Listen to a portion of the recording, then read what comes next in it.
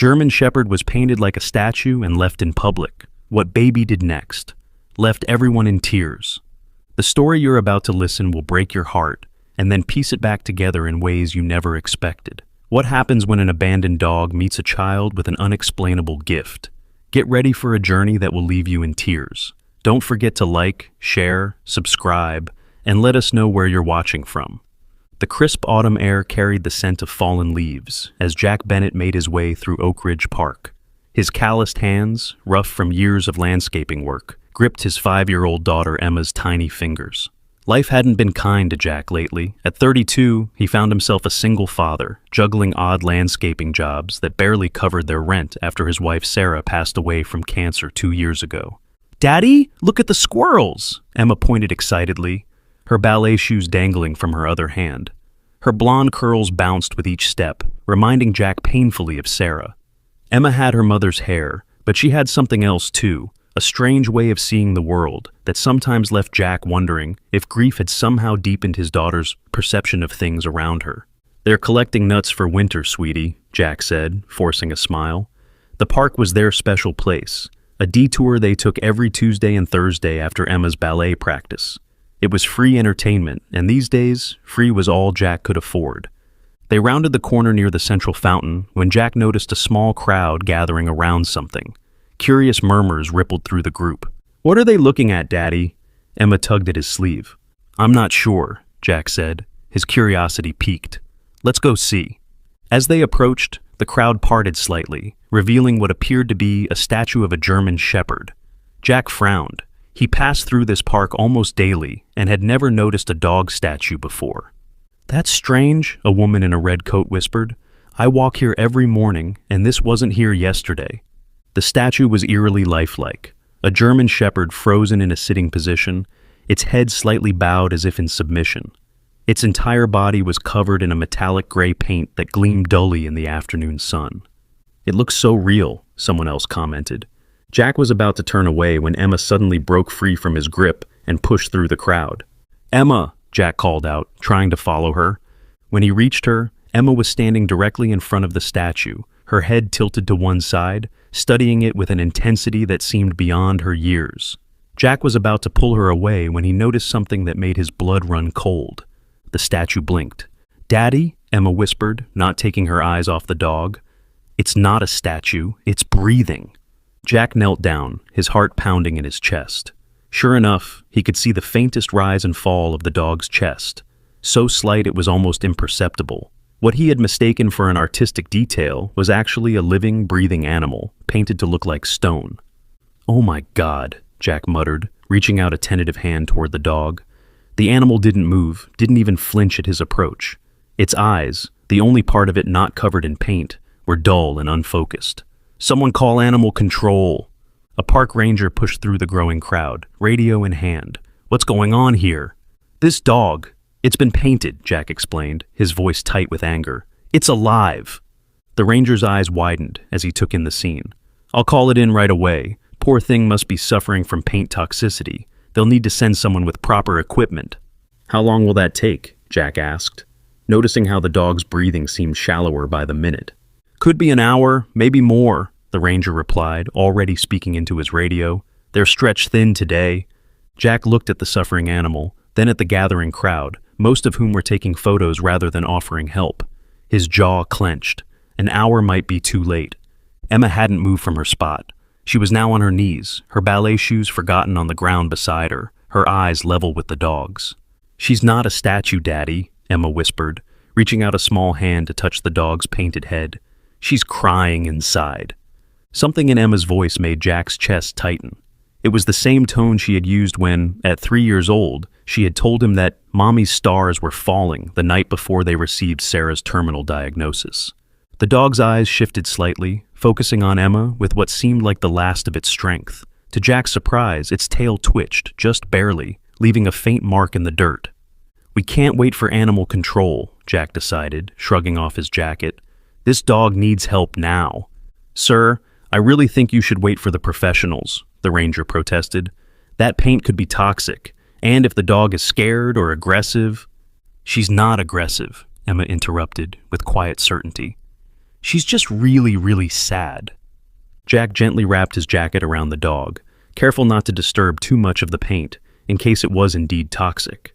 The dog was lighter than he expected, severely malnourished beneath the gray coating. As he lifted the animal, it remained limp in his arms, too weak to resist.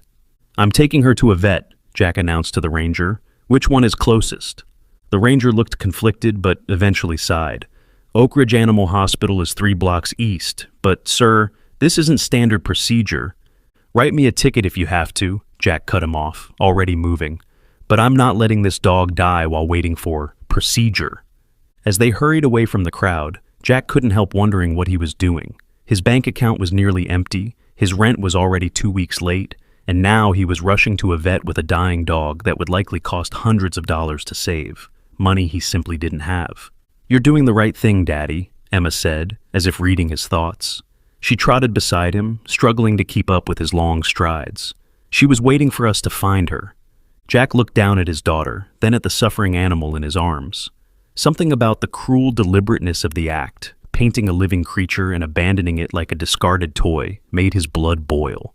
Who would do such a thing, and why? Dr. Mia Chen's eyes widened when Jack burst through the doors of Oak Ridge Animal Hospital, a paint-covered German shepherd limp in his arms and a small girl at his heels. "I need help," Jack said, breathless from the 3-block sprint. "Someone painted this dog and left it in the park. She's barely breathing." Dr. Chen immediately sprang into action, calling for her assistance. "Bring her to exam room 2, now!" The next few moments were a blur as the veterinary team whisked the dog away, leaving Jack and Emma in the waiting room. Emma sat unnaturally still, her eyes fixed on the exam room door, while Jack paced nervously. "Daddy, is she going to die?" Emma's voice was small but strangely calm. Jack knelt beside his daughter, wishing he could offer reassurance. "The doctors are doing everything they can, sweetie." "She can't die," Emma stated with absolute certainty. "She has something important to do." Jack was saved from responding by Dr. Chen's return. Her expression was grave as she approached them. "The dog is stable for now, but in critical condition," she explained. "The paint is toxic. It's blocking her pores and causing chemical burns on her skin. She's also severely dehydrated and malnourished." "Whoever did this?" Dr. Chen trailed off, her professional demeanor momentarily cracking to reveal disgust. "Can you help her?" Jack asked. "Yes, but it will require extensive treatment. We need to remove the paint carefully, treat the chemical burns, run tests for organ damage, start IV fluids." Dr. Chen hesitated. "Mr. Bennett, I have to be honest with you. This will be expensive." Jack's stomach sank. "How expensive?" When Dr. Chen quoted a figure, Jack felt the blood drain from his face.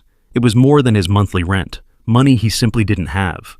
"I understand this is difficult," Dr. Chen said gently. "There are some rescue organizations we can contact, but given the dog's condition, she needs immediate care."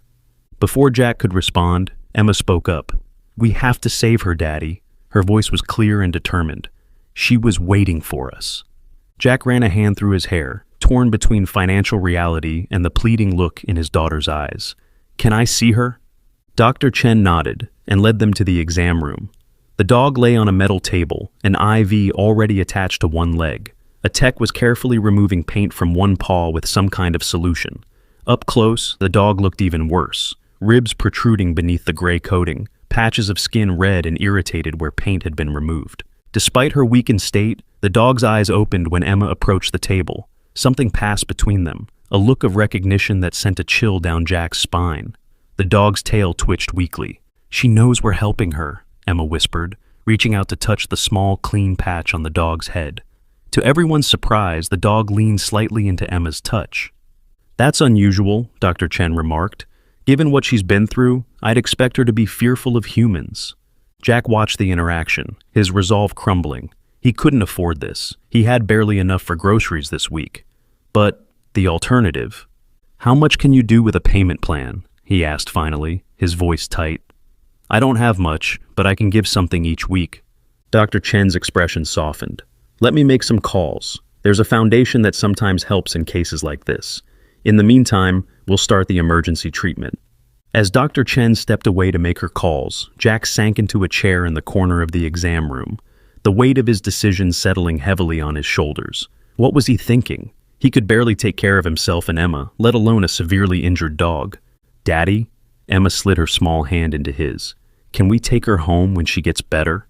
Jack sighed. "Emma, honey, I don't know if we can. Our apartment is so small, and pets cost money for food and care." "But she needs us," Emma interrupted with that eerie certainty again. "And we need her too. You'll see." Before Jack could respond, Dr. Chen returned, her expression slightly more hopeful. "Good news. The Helping Paws Foundation has agreed to cover half the treatment costs, and I can work out a minimal payment plan for the rest." Relief flooded through Jack. "Thank you. I promise I'll pay every cent back, even if it takes a while. In cases like this, we do what we can," Dr. Chen replied with a small smile. "Now, we need to get more of this paint off and run some tests. It might be best if you take your daughter home and come back tomorrow." Emma immediately shook her head. "I want to stay with her. She's scared." Dr. Chen looked at the dog, then at Emma with a curious expression. "The removal process will take hours, and it's not something a child should watch." "Just a few more minutes?" Jack asked, noting Emma's distress. Dr. Chen nodded. "A few minutes, then we really need to get started." As the vet stepped away to prepare the treatment, Emma leaned close to the dog's ear. "Don't be scared," she whispered. "We found you, and we won't let anyone hurt you again. I promise." To Jack's astonishment, the dog's breathing seemed to steady, and her tail twitched again, a tiny movement, but deliberate. As they were preparing to leave, one of the techs called Dr. Chen over. "Doctor, you need to see this." They had cleared a small section of fur on the dog's shoulder, revealing what appeared to be a brand or tattoo underneath. Dr. Chen examined it with a frown. "What is it?" Jack asked. "Some kind of marking," Dr. Chen replied, taking a photo with her phone. "I've never seen anything quite like it. Almost looks like a company logo." Emma looked at the mark and shivered. That's where the bad people put their sign on her. Jack and Dr. Chen exchanged glances, both unsettled by Emma's comment. "We'll look into it," Dr. Chen assured them. "For now, let's focus on getting her stable." As they finally left the clinic, the sun was setting, casting long shadows across the pavement. Jack's mind raced with questions. Who would do something so cruel to an animal? What was the strange mark on the dog's shoulder? And how could he possibly manage another responsibility when he was already struggling to stay afloat? "What should we name her, Daddy?" Emma asked as they walked hand in hand toward their apartment. "Emma, we don't know if we can keep her yet," Jack cautioned. Emma stopped walking and looked up at him with eyes too serious for her 5 years. "Her name is Luna," she stated confidently, "because she was all alone in the dark, but now she's found her light." Jack felt a lump form in his throat. How could he possibly say no to that? Despite all logic and financial sense, he knew in that moment that when the dog survived, she would be coming home with them. What Jack didn't know was that bringing Luna home would set in motion a chain of events that would change their lives forever, drawing them into a dangerous world they never knew existed. A world where dogs like Luna were valuable commodities, and the people who owned them would stop at nothing to get their property back. As they reached their apartment building, Jack felt an odd sensation of being watched. He glanced back over his shoulder, but the street was empty, save for a black car parked across the road, a car he didn't remember seeing before.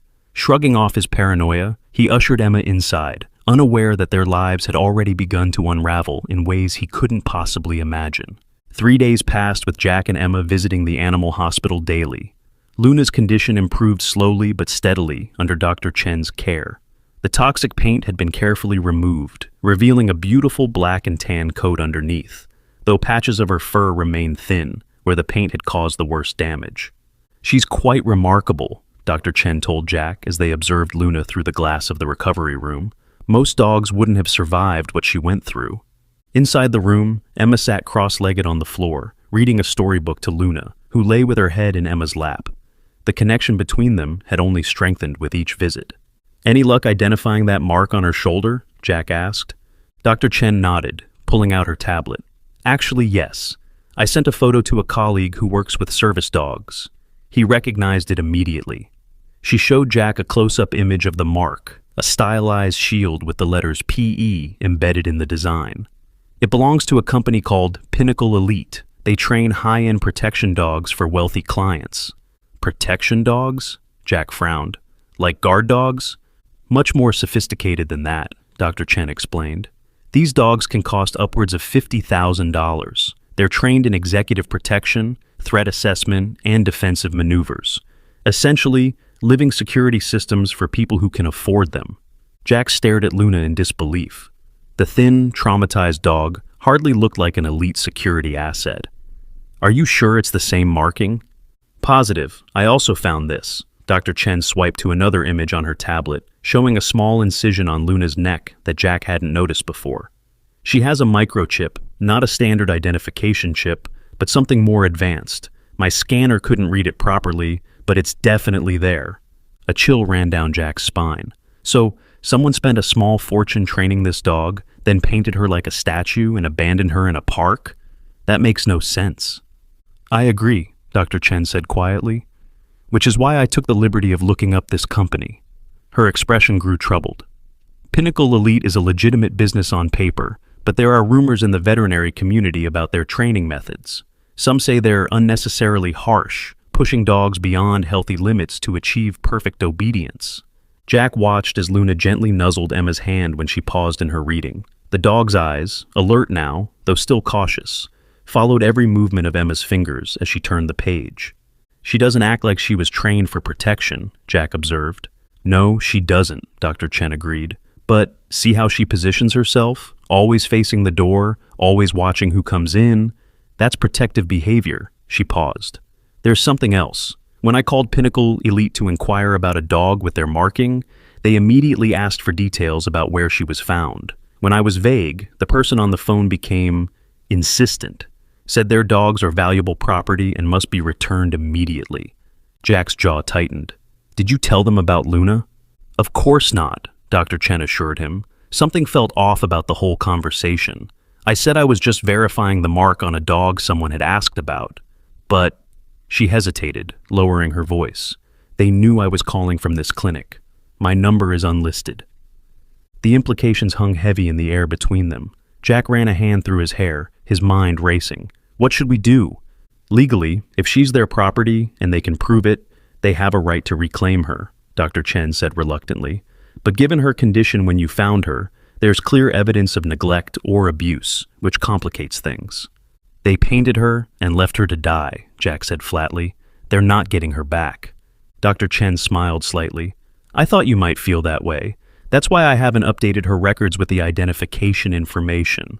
As far as anyone knows, she's just a stray you found in the park. Jack gave her a grateful look. Thank you. Don't thank me yet, Dr. Chen warned. If this company is as connected as they seem, they might not give up so easily. She glanced at her watch. Luna's ready to be discharged tomorrow. You're sure you want to take her home? It might be safer to transfer her to a rescue organization out of state. Jack looked at Emma and Luna together, his heart constricting at the thought of separating them. Emma had smiled more in the past 3 days than in the months before. Something about Luna had awakened a spark in his daughter that had been dormant since Sarah's death. We'll take her, he said firmly. We'll figure something out.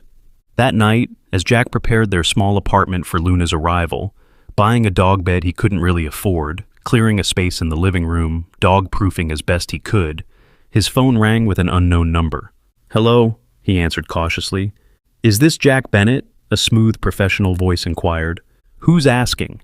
My name is Richard Kane, Director of Asset Recovery at Pinnacle Elite Security Solutions, the voice continued. I understand you recently came into possession of one of our training animals. Jack's blood ran cold. How had they found him? I don't know what you're talking about. Mr. Bennett, Kane's voice hardened slightly.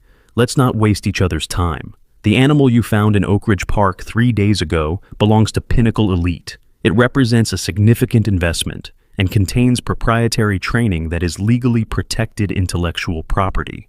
Jack struggled to keep his voice steady.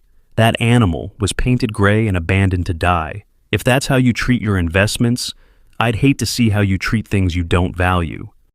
A pause. There seems to be a misunderstanding. The dog in question was undergoing specialized camouflage training when it escaped containment. We've been searching for it since then. Camouflage training? Jack couldn't contain his disgust. You expect me to believe that? What I expect, Mr. Bennett, is for you to return company property before this becomes a legal matter. Kane's voice remained calm, but the threat was unmistakable. We're prepared to offer compensation for your trouble, say $5,000. The sum caught Jack off guard.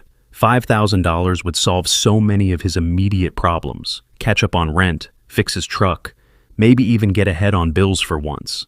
But then he remembered Luna's condition when they found her, the way she trembled at sudden movements, how she pressed against Emma as if seeking protection from a child. "She's not for sale," Jack said firmly. Kane sighed. "Mr. Bennett, perhaps you don't understand the situation. That dog is the result of years of specialized breeding and over 2 years of intensive training. Its value to our company exceeds $70,000. The training protocols alone are worth twice that." "Then you should have taken better care of your investment," Jack snapped. "Find yourself another dog to torture." "I'd advise against taking that tone." Kane's voice cooled several degrees. "Pinnacle Elite has contracts with very influential clients who expect discretion and results. We're not in the habit of allowing private citizens to interfere with our business operations." "Are you threatening me?" "I'm explaining reality. Return the dog by tomorrow, and the $5,000 is yours, no questions asked. Wait longer, and the offer expires, along with our patience." "Go to hell," Jack said, and hung up. His hands were shaking as he set the phone down. Across the room, Emma looked up from where she was arranging blankets in Luna's new bed. "Who was that, Daddy?" "No one important," Jack lied, forcing a smile. "Just a work thing." Emma studied him with that unnerving perception. "It was the bad people, wasn't it? The ones who hurt Luna?" Jack stared at his daughter. "What makes you say that?" Emma shrugged, returning to her task. "Luna told me they'd call. She says they always find the ones who run away." A chill crept up Jack's spine. "Emma, honey, dogs can't talk." Emma gave him a look that seemed far older than her 5 years. "Not with words, Daddy, but Luna talks to me here." She tapped her temple. "She shows me pictures sometimes, and feelings." Jack sat down slowly on the couch, unsure how to respond. Emma had always had an active imagination, but this was different. The timing of the call, coming right after Dr. Chen's warnings, was too coincidental. "What else has Luna told you?" he asked carefully. Emma's face grew serious. "She ran away because they wanted her to do bad things, and she wouldn't, so they punished her." Emma's lower lip trembled slightly. "They painted her and left her in the park as a warning to the other dogs." Jack felt the hair on the back of his neck stand up. Emma couldn't possibly know about the phone call he'd just received, or about Pinnacle Elite's training programs. Yet here she was, articulating exactly what had been nagging at his subconscious, that Luna's abandonment hadn't been random, but deliberate, a message. Before he could question her further, his phone buzzed with a text message from an unknown number. "Consider your situation carefully, Mr. Bennett. We'll be in touch." Jack deleted the message, a knot forming in his stomach. What had he gotten them into? The next morning, Jack dropped Emma at kindergarten, with extra instructions for her teacher to be vigilant about who came near the school. He couldn't shake the feeling that Kane's threats weren't just talk. At the clinic, Dr. Chen had Luna ready to go, along with a bag of specialized food and medication for her remaining skin irritations. "Any more contact from our friends at Pinnacle?" she asked quietly, as she helped Jack fill out the discharge paperwork. "They called me directly last night," Jack admitted. "Offered me $5,000 to return her." Dr. Chen's eyebrows shot up. "That's concerning. They must really want her back." I told them where they could shove their offer. Dr. Chen smiled, but her eyes remained worried. Brave, but maybe not wise. She handed him a small paper bag along with Luna's medications. "This is why." Inside the bag was a small glass vial containing what looked like a grain of rice. "Is this—" "The chip from Luna's neck. I removed it this morning," Dr. Chen confirmed. "I had a friend in tech look at a scan of it. It's not just an identification chip. It's a GPS tracker. Military grade." Jack stared at the tiny device. "That's how they found me." "Exactly. And now that it's no longer transmitting, they'll know someone removed it." Dr. Chen's expression was grave. "Jack, these people aren't playing around. You need to be careful." Jack pocketed the chip, a plan already forming. "I will be. Thank you for everything, Dr. Chen." "Call me Mia," she said, handing him her personal card. "My cell number's on the back. Call anytime, day or night, if you need help with Luna or anything else." There was something in her expression that made Jack pause. Why are you helping us like this? Mia hesitated. Let's just say Pinnacle Elite's reputation precedes them.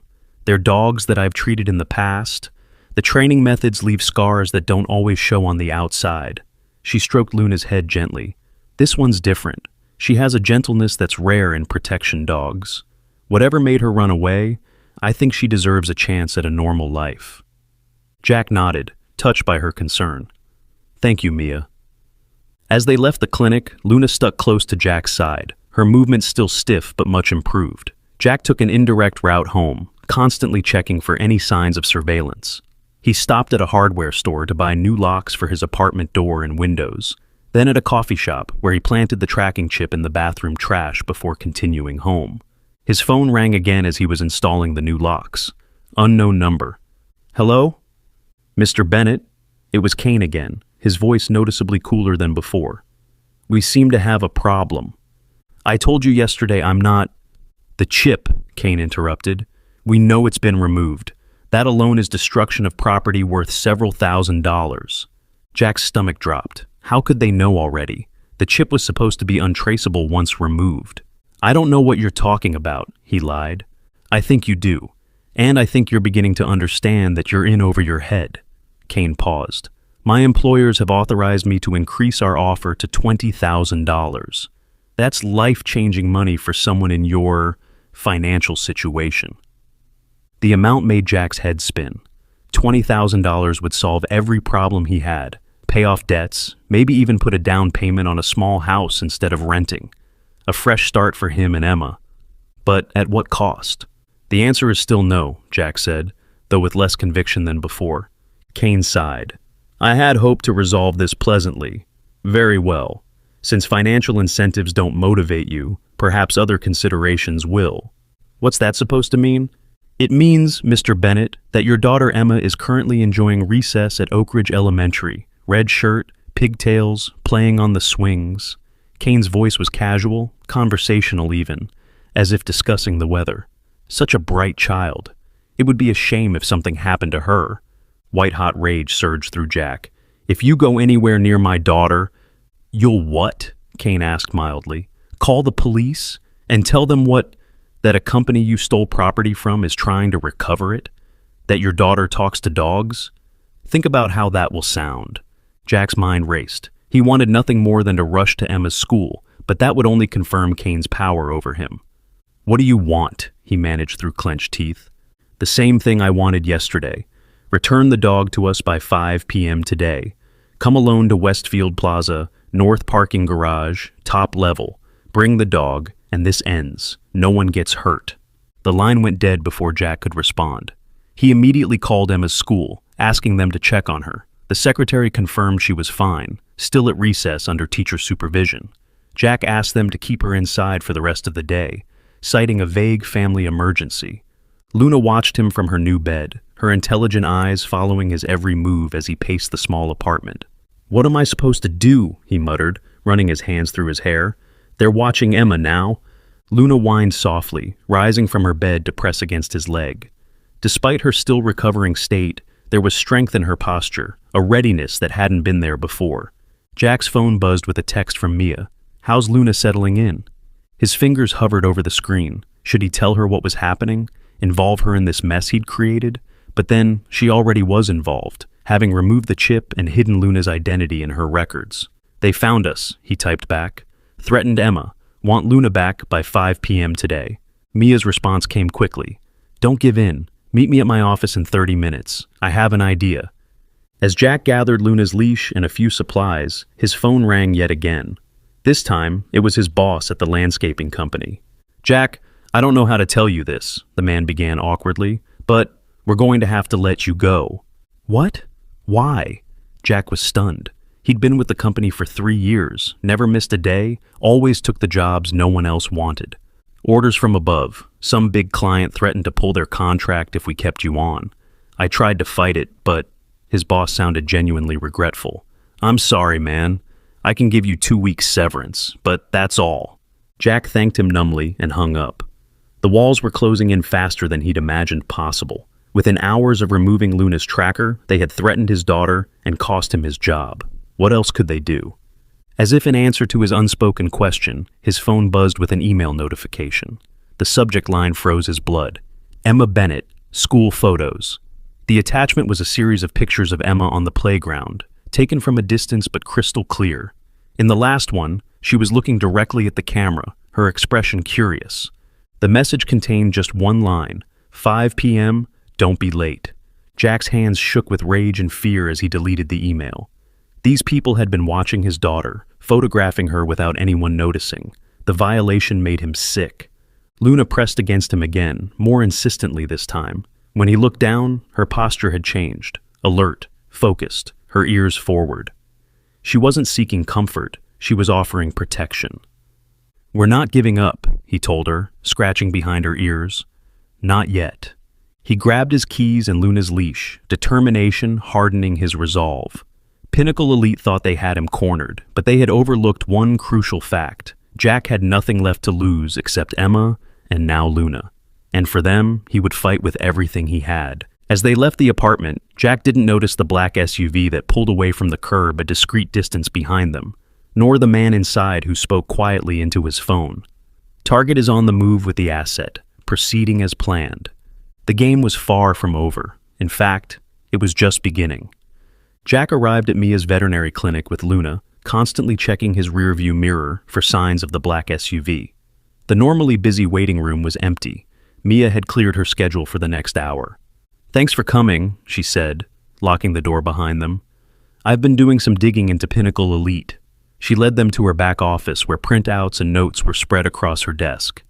"It's worse than I thought." Jack glanced at the papers while Luna sniffed around the office, still staying close to them. "How bad are we talking?" "Bad enough that I'm considering calling in some favors with law enforcement," Mia said grimly, handing him a news clipping. 3 months ago, a protection dog with Pinnacle Elite training attacked a child at a private estate in Palmer County. The company claimed the dog had been improperly handled by the owner, but witnesses said the dog seemed to malfunction, like it suddenly couldn't distinguish between threats and family members. Jack skimmed the article, his concern deepening. "So, these dogs are dangerous?" "Not inherently, no. But Pinnacle's training methods—" Mia hesitated. "There are rumors they use some kind of experimental conditioning techniques. Dogs trained too intensively can develop what we call trigger stacking, where stress accumulates until they snap. But according to my contact at Animal Control, the incidents don't fit that pattern either." "What do they fit?" "Nothing natural," Mia admitted. "It's almost like the dogs are being remotely triggered somehow, like flipping a switch from guard dog to attack dog." Jack thought of the tracking chip she'd removed from Luna. Could it be related to the chips? "Possibly," Mia nodded. "That chip was far more sophisticated than standard pet ID microchips. It could potentially deliver electrical stimuli or even chemical releases, not just tracking." The implications made Jack feel sick.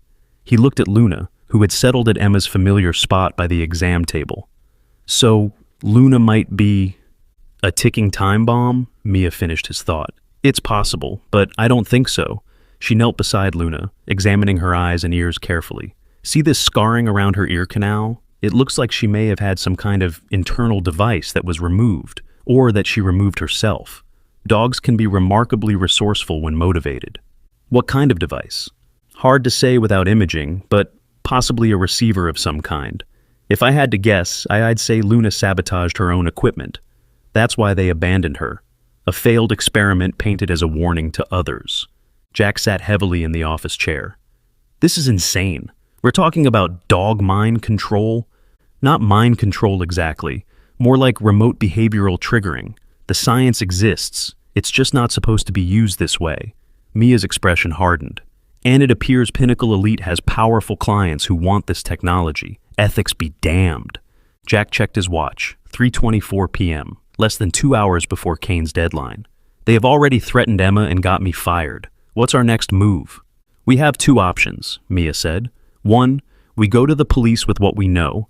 2, we hide Luna and Emma somewhere safe until we can gather enough evidence to bring Pinnacle down legally.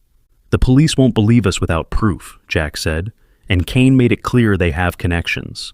"If I don't show up at 5, they'll come after Emma." Mia stared thoughtfully at Luna. "There's a third option." She pulled out her phone, scrolling through contacts. My brother owns a cabin about 3 hours north. It's remote, off-grid, perfect for lying low. You, Emma, and Luna could stay there while I work on gathering evidence with some colleagues who've been watching Pinnacle for months. It was tempting. Disappear, protect Emma, buy some time, but running felt like admitting defeat. And how long would they need to hide? Days, weeks, months? I need to get Emma, Jack decided. She gets out of school in 20 minutes. I don't trust that she's safe there anymore. I'll come with you, Mia offered. Safety in numbers. As they prepared to leave, Jack's phone rang. Emma's school. Mr. Bennett, this is Ms. Williams, Emma's teacher. The woman's voice was tense. There's been an incident.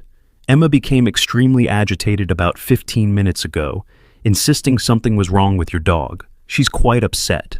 Jack exchanged alarmed glances with Mia. Is she okay? Physically, yes, but she's very distressed. Could you come get her? She keeps saying they're hurting Luna, and we can't calm her down. I'll be right there, Jack promised, already heading for the door with Luna at his heels. Jack, wait, Mia called. If Emma's having some kind of connection with Luna, we should leave Luna here where she's safe, just in case. Jack hesitated, torn between keeping Luna with him and protecting her from whatever might happen. Luna whined anxiously, looking between Jack and the door. Okay, he agreed reluctantly. Keep her in the back where no one can see her. I'll get Emma and come straight back. He knelt in front of Luna.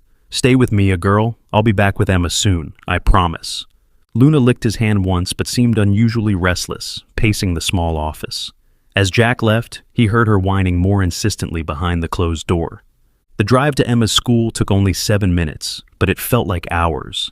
When he arrived, Emma was sitting in the nurse's office, her face tear-streaked but strangely calm now. Daddy, she said simply when she saw him, sliding off the chair and walking into his arms. Are you okay, sweetie? Jack asked, holding her tight. Emma looked up at him with those unnervingly old eyes. They were trying to hurt Luna, but they couldn't find her. They're angry now. Ms. Williams, hovering nearby, gave Jack a concerned look. She was almost hysterical earlier, Mr. Bennett. It came on suddenly, during art class. She started screaming about someone hurting a dog. Jack thanked the teacher and quickly led Emma to his truck, scanning the school grounds for any sign of surveillance. How did you know about Luna, Emma? He asked as he buckled her in. I told you, Daddy. She talks to me in my head. Emma's matter-of-fact tone made the hairs on Jack's neck stand up. The bad men came to our apartment looking for her, but she wasn't there. They made a big mess. Jack froze with his hand on the ignition. What? Emma, how could you possibly know that? In answer, his phone buzzed with a text from his neighbor. Someone broke into your AP. Cops here now. Where are you? Jack stared at the message, then at his daughter. Emma, this is important. How did you know about the apartment? Emma shrugged. Luna saw it. In her head. She's scared for us, Daddy. Jack started the truck, his mind racing. Whatever was happening between Emma and Luna would defy explanation, but he couldn't deny the evidence. Somehow, his 5-year-old daughter had known about an event miles away, at almost the exact moment it happened. We're going back to Dr. Mia's office to get Luna, he told Emma. Then we're going on a little trip. To the cabin in the woods? Emma asked innocently. Jack nearly swerved off the road. How did you... He stopped himself. There was no point asking anymore. Emma knew things she shouldn't be able to know. That was their reality now. Yes, to the cabin, he confirmed. We'll be safe there. As they approached the veterinary clinic, Jack noticed something wrong immediately. The front door was ajar, and the open sign had been turned to closed. He parked across the street, instructing Emma to stay low. Wait here, okay? Don't move for any reason. Luna and Dr. Mia need help, Emma said urgently. The bad men are there. Jack's blood ran cold. He reached under his seat and pulled out a tire iron. Not much of a weapon, but better than nothing. I'll be right back. Lock the doors. He approached the clinic cautiously, staying close to the buildings. Through the front window, he could see the reception area was empty, but a chair had been overturned. The silent alarm light was blinking beneath the desk. Mia had triggered it. Moving to the side of the building, Jack found the staff entrance unlocked. He slipped inside, listening intently. Voices came from the direction of the kennels at the back of the clinic. The chip is no longer transmitting, sir. A male voice, unfamiliar, but our scanners show the dog was here recently. Then find it. Kane's voice, unmistakable in its cold authority. "And find the vet. She must know where Bennett is taking it." Jack crept forward, peering around the corner into the kennel area. Two men in black tactical gear were searching the rooms, while Kane stood watching. Of Mia and Luna, there was no sign. He was weighing his options when a movement caught his eye, a shadow shifting behind the storage cabinet. Mia was hiding there, pressed against the wall, Luna beside her. The dog's ears were forward, her body tense but controlled. Neither Kane nor his men had spotted them yet, but it was only a matter of time. Jack needed a distraction. Glancing around, he spotted the fire alarm on the wall near the reception desk. It would bring unwanted attention, but it might give Mia and Luna a chance to escape. He was about to move when a small voice spoke directly behind him. "Daddy, Luna says we need to go now." Jack nearly jumped out of his skin. Emma stood there, having somehow silently followed him inside. "Emma," he whispered frantically, "I told you to stay in the truck." Before he could grab her, Emma stepped past him into full view of the kennel area. "Stop looking for my dog," she announced clearly, her voice echoing in the suddenly silent room. Kane and his men whirled around, momentarily startled by the child's appearance. Kane recovered first, his surprise transforming into a calculating smile. "Well, hello there," he said, his voice artificially pleasant. "You must be Emma. What a coincidence. We were just looking for you and your daddy." Jack stepped out, the tire iron gripped firmly in his hand. "Stay away from my daughter." Kane's eyes hardened as he assessed the situation. "Mr. Bennett, right on time. Where's the dog?" "Not here," Jack lied, positioning himself between Emma and the men. "And not coming back. I've turned everything I know about Pinnacle's elite over to the police. Breaking into my apartment was sloppy, Kane. They've got your description now." It was a bluff, but Kane's momentary hesitation suggested it had hit home. "You're making this much harder than it needs to be," Kane said, his pleasant facade dropping. "The dog is company property, and it contains proprietary technology worth millions in development costs. My employers want it back, intact if possible, but one way or another." "That property was abused and left to die," Jack shot back. "Your employers don't deserve to own a goldfish, let alone a dog like Luna." Kane's face darkened. "You know nothing about what we do. Our work is advancing the boundaries of animal intelligence and human security. The applications are endless." "You mean like making dogs attack children?" Jack challenged, remembering the article Mia had shown him. "Unfortunate incidents happen in any field of research," Kane dismissed with a wave. "The point is, you're interfering with matters far beyond your understanding or pay grade. The smart play is to take the money and walk away."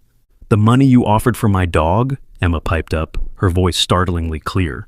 Kane's attention shifted to her, his expression unreadable. "Yes, little one. Your father could have $20,000. Think of all the toys you could buy."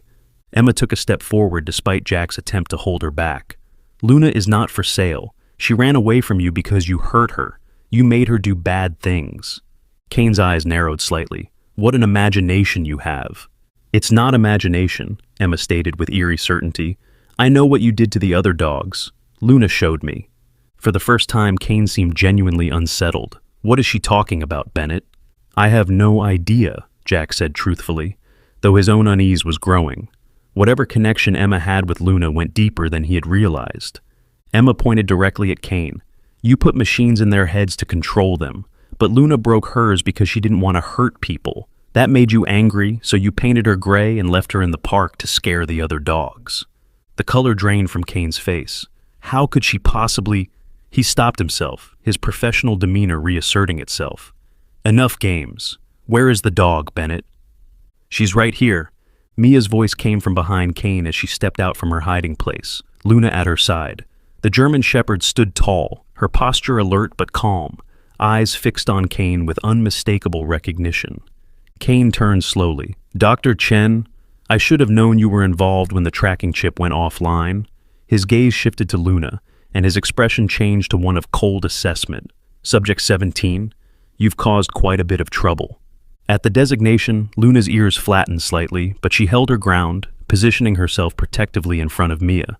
"She's not a subject," Mia said firmly. "She's a living being you and your company tortured in the name of profit.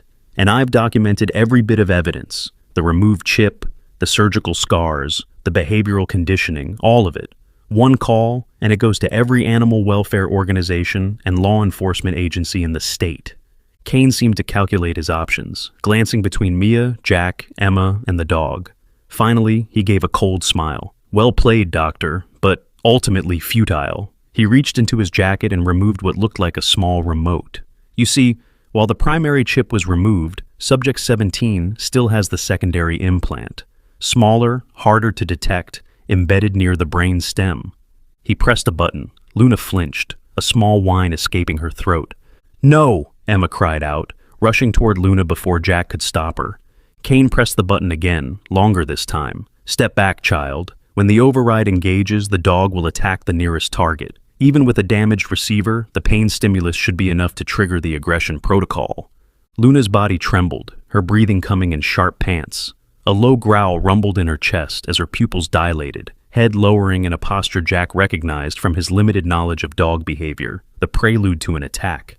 "Emma, get back!" Jack lunged forward to pull his daughter away, but he was too late. Emma had already wrapped her arms around Luna's neck, pressing her face against the dog's fur. "It's okay, Luna," she whispered. "Don't listen to the bad voices. Listen to me instead." Kane pressed the button repeatedly, his confidence faltering, as Luna failed to respond as expected. Instead of attacking, the dog pressed closer to Emma, her trembling gradually subsiding. "Impossible," Kane muttered. "The protocol is hardwired. No dog has ever resisted the pain stimulus." "This one did," Mia said, something like awe in her voice. "She's bonded with Emma somehow." Luna stood steady now, positioned protectively in front of Emma, her eyes clear and focused on Kane. The low growl continued, but it was controlled, deliberate, not the mindless aggression of a triggered attack dog, but the calculated warning of an intelligent guardian. Kane's face contorted with fury. He gestured sharply to his men. "Take the dog. Tranquilize it if necessary." The men moved forward, but Luna's growl deepened. One reached for his belt, likely for a tranquilizer gun, but froze when the front doors burst open with a crash. "Police! Hands where we can see them!" 4 officers rushed in, weapons drawn. Behind them came a tall man in plain clothes, his badge hanging from a chain around his neck. "Richard Kane," the plainclothes officer announced. "I've been wanting to meet you for a long time. I'm Detective James Cooper, Animal Crimes Division. You're under arrest for animal cruelty, breaking and entering, and corporate espionage. Seems your employers at Pinnacle aren't too happy about your methods leaking to the press." Kane's face went from furious to carefully blank. "You have no jurisdiction here. My company operates under federal security contracts." "Maybe so," Cooper agreed, "but those contracts don't cover animal torture or threatening civilians. And they definitely don't cover the illegal surveillance equipment we found in Mr. Bennett's apartment. The FBI is very interested in talking to you about that." As the uniformed officers moved to handcuff Kane and his men, Cooper turned to Jack. "Mr. Bennett, Dr. Chen, sorry it took us so long to get here. Traffic was hell." "How did you know?" Jack asked, still holding Emma close. Cooper nodded toward Mia. "Dr. Chen has been working with us for months, documenting Pinnacle's animal welfare violations. When she triggered the silent alarm, it came directly to me." He glanced at Luna, who had relaxed slightly but remained watchful. "Is this the dog that started it all?" "This is Luna," Emma answered for them. "She ran away from the bad people because she didn't want to hurt anyone." Cooper knelt to Emma's level. "Is that so? Well, she's very brave then, and lucky to have found friends like you." As Kane was led away, he looked back at Jack with cold fury. "This isn't over, Bennett. Pinnacle Elite doesn't forget." "Neither do I," Jack replied steadily.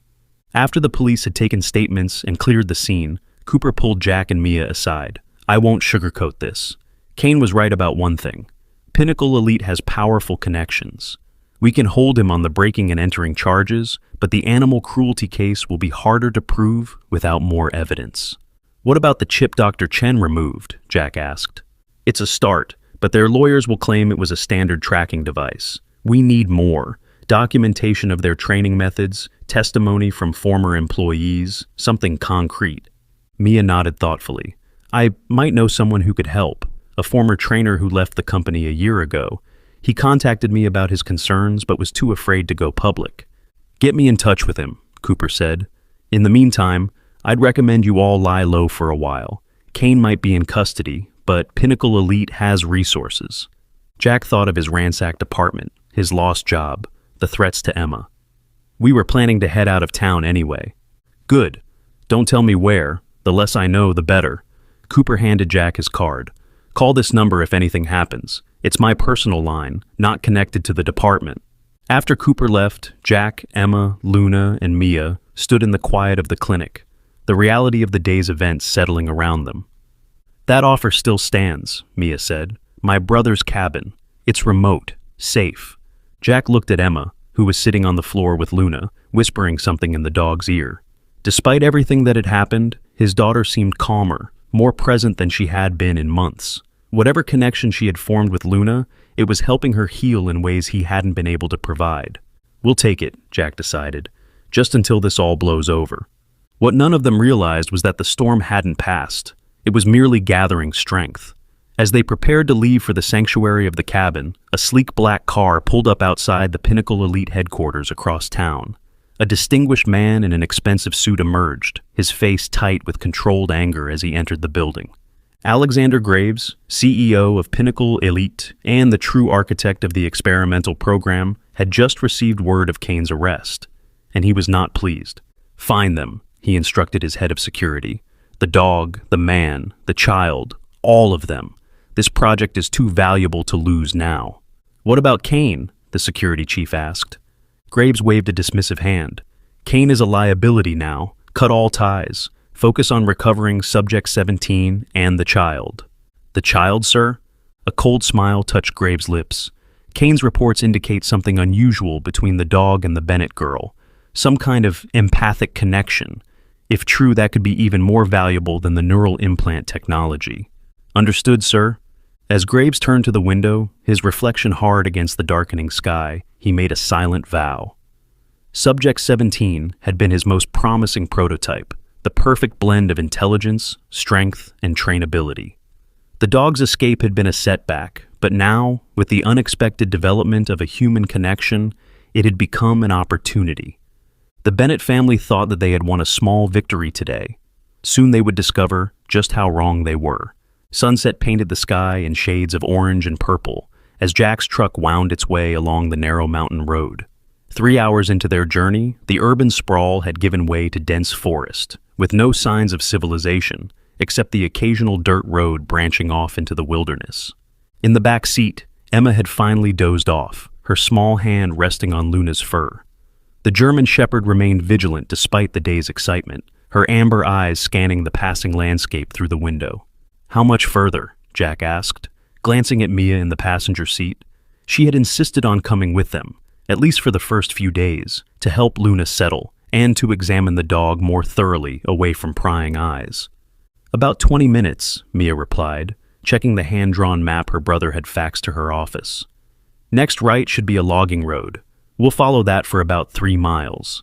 Jack nodded, his eyes heavy with fatigue. The past few days had been a whirlwind, finding Luna, confronting Kane, the break-in at his apartment, and now this escape into the wilderness. Part of him still couldn't believe this was happening. A month ago, his biggest worry had been making rent on time. Now he was on the run from a shadowy corporation, with his daughter and a genetically enhanced dog. Do you think Cooper can really build a case against Pinnacle? He asked, breaking the contemplative silence. Mia sighed. It won't be easy. Companies like Pinnacle Elite operate in gray areas between military contracts, private security, and experimental technology. They have lawyers and connections we can't even imagine. She turned to look at Luna and Emma in the back seat. But what they did to Luna and the other dogs crosses a line that even their money can't easily erase. If Cooper finds that former trainer I mentioned and gets him to testify, and if he doesn't, then we regroup and find another way, Mia said firmly. I didn't spend 8 years becoming a veterinarian to look the other way while animals are tortured for profit. Jack felt a surge of gratitude for this woman, who had inserted herself into their chaotic situation without hesitation. Why are you helping us like this? You hardly know us. You could lose your practice, your license. Mia was quiet for a moment. 2 years ago, a client brought in a Rottweiler with similar scarring to Luna's. The dog was aggressive, unpredictable, nothing like what the owner had described when purchasing it. I found a chip similar to Luna's, but before I could properly document it, the dog disappeared from my kennel overnight. The owner stopped answering my calls. She turned to look at Luna again. I've been watching Pinnacle Elite ever since, gathering evidence piece by piece. Luna is the breakthrough we've been waiting for, proof that they're implanting control devices in these dogs. Jack processed this as he turned onto the logging road, the truck bouncing over the uneven surface. And Emma's connection with Luna? What do you make of that? Scientifically, I have no explanation, Mia admitted.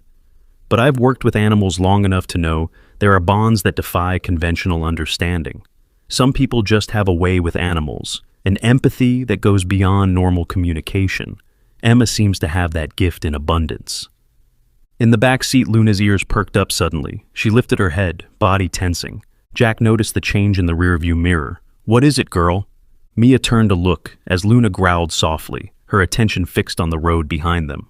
Jack, Mia said tensely, when was the last time you saw another car? Jack checked his mirrors, seeing only darkness on the road behind them. Not since we turned off the highway. Why? Luna's reacting to something. Mia rolled down her window, listening. The forest was quiet except for the normal evening sounds of insects and the distant call of an owl. But then, a low mechanical hum, growing faintly louder. Someone's coming, Jack realized, accelerating slightly. Could be nothing. Hunters or campers use these roads too. Maybe, Mia conceded, but her tone suggested she didn't believe it. Your truck is pretty recognizable. If Pinnacle has people looking for us... Jack gripped the steering wheel tighter. We're almost there, right? 2 more miles. Take the next left. He made the turn onto an even narrower dirt track, tree branches scraping against the sides of the truck. The path was barely visible in the fading light, more trail than road. The sound of the engine behind them grew louder, then paused, as if the other vehicle had stopped at the junction. They're not sure which way we went, Mia whispered. Jack cut his headlights, navigating by the dim glow of the dashboard, and what little moonlight filtered through the trees. It was risky on the unfamiliar road, but less risky than being a beacon in the darkness. In the back seat, Emma stirred. Daddy, she murmured sleepily, why is it dark? Shh, it's okay, sweetie, Jack reassured her. We're playing a game, like hide and seek. We need to be very quiet. Emma seemed to understand immediately, sitting up straighter. The bad men found us again, she stated rather than asked. Jack exchanged a worried glance with Mia. We don't know that for sure, he said, but his tone lacked conviction. Luna knows, Emma said simply, placing her hand on the dog's back. She can smell them. As if confirming Emma's words, Luna's growl deepened, her eyes fixed on the rear window. The sound of the pursuing engine grew louder again. They had chosen the correct turn. Jack, you need to drive faster, Mia urged. He pressed the accelerator, the truck bouncing violently over the rutted path. If I go any faster, we'll break an axle. If you don't, we might face something worse, Mia countered, pulling out her phone. No signal, of course. The cabin appeared suddenly around a bend, a sturdy 2-story structure of logs and stone, nestled against the side of the mountain. No lights shone from within. It was as deserted as Mia had promised. Jack pulled the truck around to the back, cutting the engine. Everyone out. Grab only what you need. They moved quickly, gathering their essential bags. Luna leapt from the back seat, alert but controlled, staying close to Emma. The key should be under the moose statue by the front door, Mia said, leading the way around the cabin. The sound of the approaching vehicle was clearer now, still at least half a mile back, but closing. Jack found the key exactly where Mia had indicated, and fumbled it into the lock. The door swung open with a creak, revealing a rustic but comfortable interior. Get inside, he urged, ushering Emma and Luna through the door, while Mia grabbed the last of their bags from the porch. Once inside, Jack locked the door and quickly moved through the cabin, checking windows and other entrances. The place was solid, thick wooden doors, shutters for the windows, a stone fireplace dominating the main room. It would be difficult to break into, but also difficult to escape from if surrounded. Emma, stay in the middle of the room with Luna, he instructed, as he and Mia secured the